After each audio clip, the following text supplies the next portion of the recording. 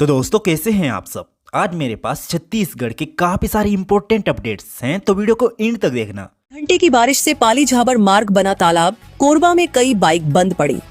कोरबा में तेज बारिश ने पाली झाबर मुख्य मार्ग पर जल निकासी व्यवस्था की पोल खोल दी। आंधी तूफान और बिजली गिरने के साथ हुई बारिश के बाद सड़क तालाब में तब्दील हो गई, जिससे कई दोपहिया वाहनों के इंजन बंद हो गए और स्कूली बच्चों को पानी से गुजरना पड़ा।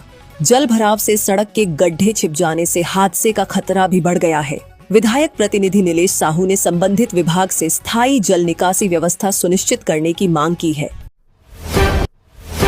छत्तीसगढ़ में मानसून एक्टिव, 7 दिन झमाझम बारिश के आसार। छत्तीसगढ़ में पिछले कई दिनों से कमजोर पड़ा मानसून अब पूरी तरह सक्रिय हो गया है। मौसम विभाग के अनुसार अगले 7 दिनों तक प्रदेश के कई जिलों में मध्यम से भारी बारिश होने की संभावना है। कई स्थानों पर गरज चमक और बिजली गिरने का भी अलर्ट जारी किया गया है। अब तक राज्य में सामान्य से करीब 65% कम बारिश दर्ज हुई है, लेकिन पूरे प्रदेश में मानसून पहुंचने के बाद इस कमी की भरपाई होने की उम्मीद जताई जा रही है। प्रशासन ने लोगों से सतर्क रहने की अपील की है। कांग्रेस जिलाध्यक्ष करेंगे विधायकों की लोकप्रियता का सर्वे। रायपुर के अभनपुर में 10 दिनों तक चले कांग्रेस के जिला अध्यक्षों के प्रशिक्षण शिविर में संगठन को मजबूत बनाने के लिए कई अहम फैसले लिए गए। शिविर के दौरान तय किया गया कि अब जिला अध्यक्षों के कामकाज का मूल्यांकन रेड, येलो और ग्रीन कैटेगरी में किया जाएगा। इसके साथ ही ग्रीन कैटेगरी में बेहतर प्रदर्शन करने वाले, येलो कैटेगरी में सुधार की जरूरत वाले और रेड कैटेगरी में कमजोर प्रदर्शन करने वाले जिला अध्यक्ष शामिल किए जाएंगे। इसी आधार पर संगठन उनकी कार्यशैली और प्रदर्शन की नियमित समीक्षा करेगा। इसके अलावा जिला अध्यक्षों को अपने अपने जिले के कांग्रेस विधायकों का रिपोर्ट कार्ड तैयार करने की जिम्मेदारी भी दी गई है।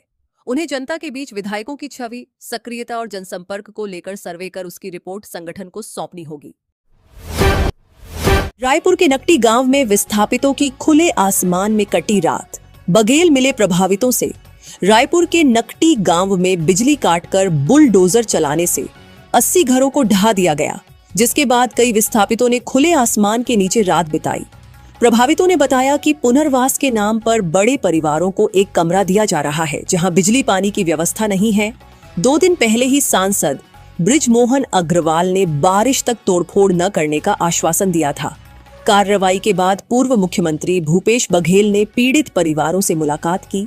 प्रशासन ने प्रभावितों को नया रायपुर के सेक्टर 30 स्थित IWS मकानों में बसाने की प्रक्रिया शुरू करने का दावा किया है। तो गाइस, आप में से काफी सारे लोग मेरे वीडियोस को तो देखते हो, बट चैनल को सब्सक्राइब नहीं करते। जल्दी से 5000 सब्सक्राइब कर दो यार, फिर मैं छत्तीसगढ़ वासी के लिए एक स्पेशल गिव अवे रखूंगा। क्या सोचते हैं आप इस बारे में? कॉमेंट में बताना। बारिश में खतरा, वेल्डिंग कर बंद किया अंडरब्रिज। विभागों की आपसी खींचतान के कारण चक्रधर नगर में 3 करोड़ की लागत से बना सर्व सुविधाजनक गर्ल्स हॉस्टल खंडहर में तब्दील हो चुका है। अब 7 साल बाद जागी सरकार इस कबाड़ हो चुके भवन की दोबारा मरम्मत कराने जा रही है, जिस पर करीब 1.5 करोड़ रुपए का अतिरिक्त बजट फूंका जाएगा। दोनों विभागों के अहंकार की इस भारी कीमत को अब जनता को टैक्स के रूप में चुकाना होगा। ये पूरा मामला आर्ट्स एंड साइंस कॉलेज का है, जहां साल 2019 में 100 बिस्तर का यह आलीशान हॉस्टल बनकर पूरी तरह तैयार था। वजह सिर्फ इतनी सी थी कि निर्माण के वक्त भवन में पंखे और लाइट नहीं लगे थे। लोक निर्माण विभाग ने इसे इसी स्थिति में हैंडओवर करना चाहा, तो कॉलेज प्रबंधन ने चाबी लेने से साफ मना कर दिया। विभागों के इसी टकराव के बीच चमचमाता भवन वीरान पड़ा रहा। इसी दौरान कोविड-19 के लॉकडाउन का फायदा उठाकर असामाजिक तत्वों और चोरों ने हॉस्टल को अपना सुरक्षित अड्डा बना लिया। चोरों ने भवन की खिड़की, दरवाजे, बिजली के तार, स्विच बोर्ड, बाथरूम की फिटिंग और किचन का कीमती सामान तक उखाड़ कर पार कर दिया। अब निर्माण के 7 साल बाद प्रशासन की नींद खुली है। अंतर्राज्यीय वन्यजीव तस्करी गिरोह का पर्दाफाश। उदंती सीता नदी टाइगर रिजर्व की एंटी पोचिंग टीम ने बड़ी कार्रवाई करते हुए अंतर्राज्यीय वन्यजीव तस्करी गिरोह का पर्दाफाश किया है। महाराष्ट्र छत्तीसगढ़ सीमा से 2 आरोपियों को 2 बाघों की खाल के साथ गिरफ्तार किया गया। जांच के दौरान एक आरोपी के घर से पेंगोलिन के शल्क भी बरामद हुए हैं। अधिकारियों के अनुसार गिरोह दुर्लभ वन्यजीवों की तस्करी में भी शामिल हो सकता है। वन विभाग, पुलिस और वन्यजीव अपराध नियंत्रण ब्यूरो की संयुक्त कार्रवाई के बाद मामले की विस्तृत जाँच जारी है। कोंडागांव में तहसीलदार का रीडर 10,000 रिश्वत लेते गिरफ्तार। कोंडागांव जिले के फरसगांव तहसील कार्यालय में एंटी करप्शन ब्यूरो ACB ने बड़ी कार्रवाई की। ACB ने तहसीलदार के रीडर मुकेश रंगारी को 10,000 रुपए रिश्वत लेते हुए रंगे हाथ गिरफ्तार कर लिया। ये रिश्वत नामांतरण के मामले में नाम जोड़ने के बदले मांगी गई थी। गिरफ्तारी के बाद तहसील कार्यालय में हड़कंप मच गया। जानकारी के अनुसार फरसगांव तहसील के ग्राम पाटला के बिसुलाल नेताम ने एसीबी में शिकायत की थी। उन्होंने बताया कि नामांतरण के मामले में उनके पिता और बुआ का नाम दर्ज करने के लिए तहसीलदार के रीडर मुकेश रंगारी 70,000 रुपए रिश्वत मांग रहे थे। शिकायत मिलने के बाद एसीबी ने मामले की जांच की और फिर आरोपी को पकड़ने की योजना बनाई। गिरफ्तारी के बाद एसीबी ने आरोपी को हिरासत में लेकर पूछताछ शुरू की। मौके से रिश्वत की राशि जब्त कर आवश्यक दस्तावेजों की जांच की गई। मामले में भ्रष्टाचार निवारण अधिनियम के तहत वैधानिक कार्रवाई की जा रही है। स्वास्थ्य मंत्री के रिश्तेदार को सीमांकन विवाद में पुलिस ले गई चौकी। एमसीबी में मामला। मनेंद्रगढ़ चिरमिरी भरतपुर जिले में जमीन सीमांकन के दौरान हुए विवाद के बाद स्वास्थ्य मंत्री श्याम बिहारी जायसवाल के रिश्तेदार शरद जायसवाल को पुलिस नागपुर चौकी ले गई। नायब तहसीलदार समीर शर्मा से हुई बहस के बाद उन्हें करीब 3 घंटे चौकी में बैठाया गया। हालांकि उनके खिलाफ कोई मामला दर्ज नहीं हुआ और बाद में छोड़ दिया गया। शरद जायसवाल ने नायब तहसीलदार पर अनुचित व्यवहार का आरोप लगाते हुए निष्पक्ष जांच की मांग की है। सभी कलेक्टरों और नगरीय निकायों को बाल आयोग का नोटिस। बारिश के दौरान खुले गड्ढों, नालियों और निर्माण स्थलों पर हादसों में बच्चों की मौत के मामलों को गंभीरता से लेते हुए छत्तीसगढ़ राज्य बाल अधिकार संरक्षण आयोग ने नगरीय प्रशासन विभाग, सभी जिला कलेक्टरों और नगरीय निकायों को सख्त अनुशंसा भेजी है। आयोग ने पूरे शहरी क्षेत्र में तत्काल सर्वे कराने, खुले गड्ढों को सुरक्षित करने और 7 जुलाई 2026 तक की गई कार्रवाई की रिपोर्ट भेजने के निर्देश दिए हैं। आयोग ने कहा है कि उसके सामने ऐसे कई मामले आए हैं जिनमें कॉलोनियों के निर्माणाधीन गड्ढों, सड़कों पर खुले गड्ढों या बारिश में ढक गई नालियों में गिरने से बच्चों की जान गई है।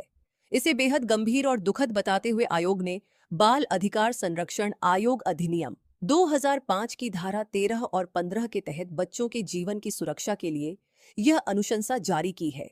आयोग ने कहा है कि सभी नगरीय क्षेत्रों में विशेष सर्वे अभियान चलाकर खुले गड्ढों, नालियों और निर्माणाधीन स्थानों की पहचान की जाए।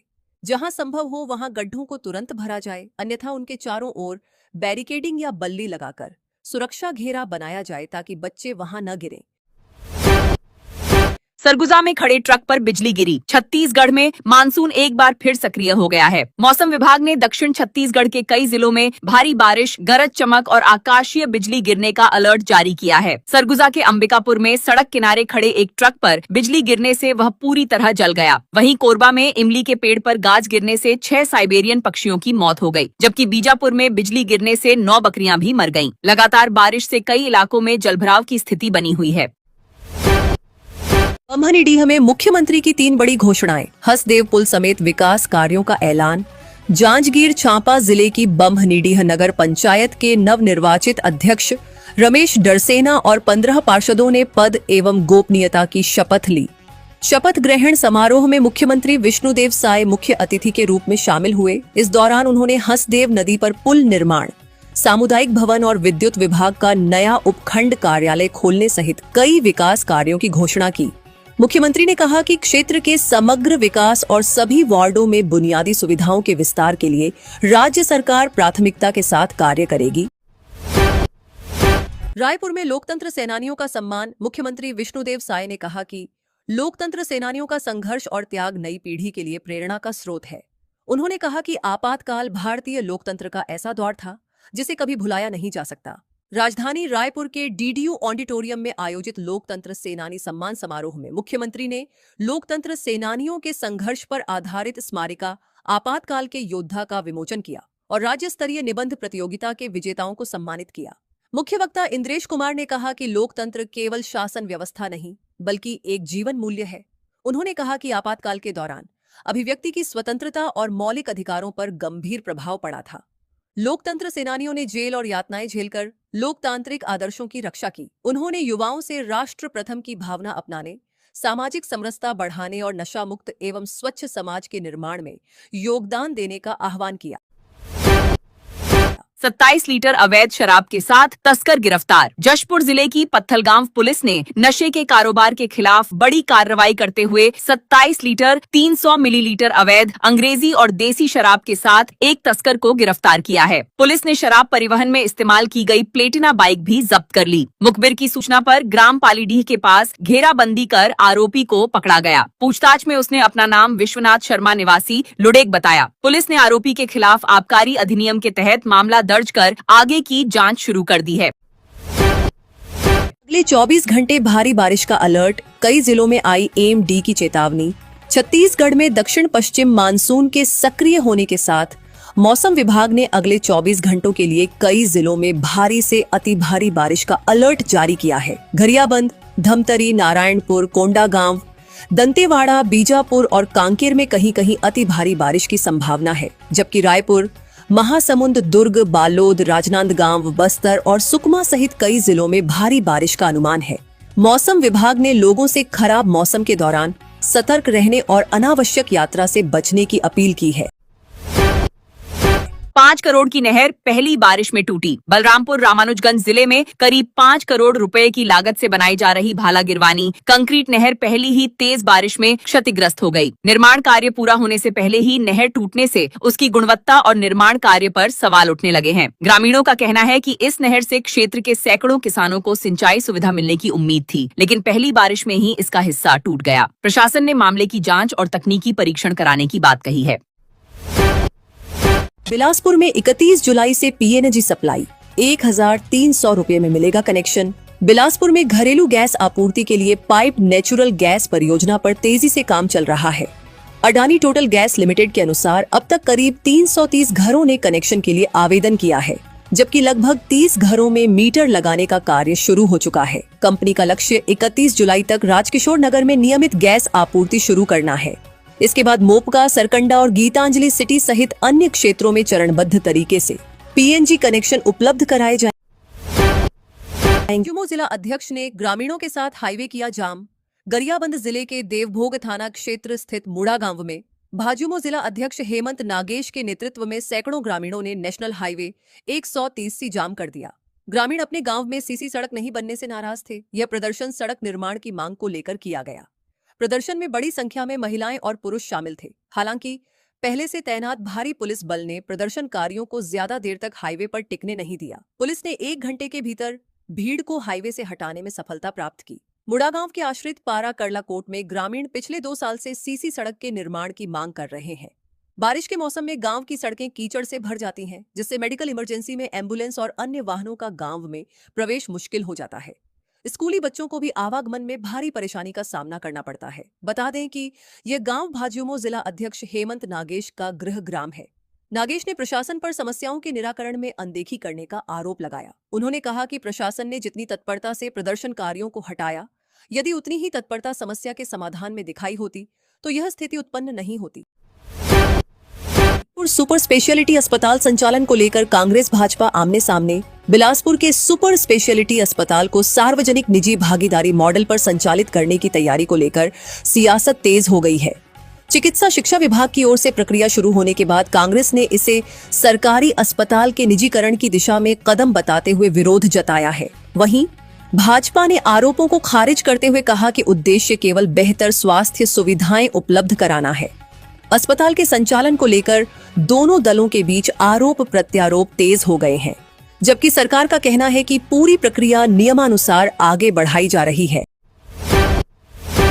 महासमुंद में 2 दिन में 19 क्विंटल गांजा नष्ट। महासमुंद पुलिस ने विशेष अभियान के तहत 2 दिनों में कुल 19 क्विंटल 93 किलो से अधिक अवैध गांजा नष्ट किया है। जब्त मादक पदार्थ की अनुमानित बाजार कीमत 10 करोड़ 46 लाख रुपए से अधिक बताई गई है। यह कार्रवाई जिला स्तरीय ड्रग्स डिस्पोजल कमेटी की निगरानी में की गई। नष्टीकरण से पहले अधिकारियों की मौजूदगी में जब्त गांजे का सत्यापन किया गया। पुलिस ने कहा कि जिले में नशे के अवैध कारोबार पर लगातार सख्त कार्रवाई जारी रहेगी और अभियान आगे भी चलता रहेगा। विधायक कॉलोनी के लिए नकटी की जमीन बदलने की मांग। विधायक कॉलोनी के लिए रायपुर के नकटी गांव में प्रस्तावित भूमि आवंटन को लेकर कांग्रेस विधायक जनक रामध्रुव ने मुख्यमंत्री विष्णुदेव साय को पत्र लिखा है। उन्होंने नकटी की जगह नया रायपुर में किसी अन्य उपयुक्त और केंद्रीय स्थान पर विधायक कॉलोनी के लिए जमीन आवंटित करने की मांग की है। बिंद्रान वागड़ विधायक जनक रामध्रुव ने मुख्यमंत्री को भेजे पत्र में कहा कि नकटी ग्राम पंचायत में विधायक कॉलोनी बनाने के प्रस्ताव का स्थानीय ग्रामीण लगातार विरोध कर रहे हैं। इसके बावजूद प्रशासन ग्रामीणों की जमीन खाली करा रहा है, जिससे लोग आहत हैं। उन्होंने पत्र में लिखा कि जनहित, प्रशासनिक सुविधा और विधायकों की आवासीय जरूरतों को देखते हुए सरकार को नकटी के बजाय नया रायपुर में किसी अन्य उपयुक्त स्थान पर विधायक कॉलोनी के लिए भूमि आवंटित करनी चाहिए। उनका कहना है कि सैकड़ों ग्रामीणों को उजाड़कर विधायक कॉलोनी बनाना उचित नहीं होगा। 11 घंटे धरने पर बैठे नकटी के ग्रामीण। रायपुर कलेक्ट्रेट के सामने नकटी गांव के ग्रामीण करीब 11 घंटे तक अपनी मांगों को लेकर धरने पर डटे रहे। प्रशासनिक अधिकारियों के साथ लंबी बातचीत के बाद उन्होंने फिलहाल आंदोलन स्थगित कर दिया, लेकिन प्रशासन को 24 घंटे का अल्टीमेटम दिया है। ग्रामीणों ने चेतावनी दी कि यदि शुक्रवार सुबह 11 बजे तक उनकी मांगे पूरी नहीं हुई तो अनिश्चितकालीन धरना और जेल भरो आंदोलन शुरू किया जाएगा। ग्रामीणों का आरोप है कि विधायक कॉलोनी निर्माण के लिए उनके घरों पर बुलडोजर चलाया गया और पुनर्वास के लिए दिए गए मकानों में मूलभूत सुविधाएं भी उपलब्ध नहीं हैं।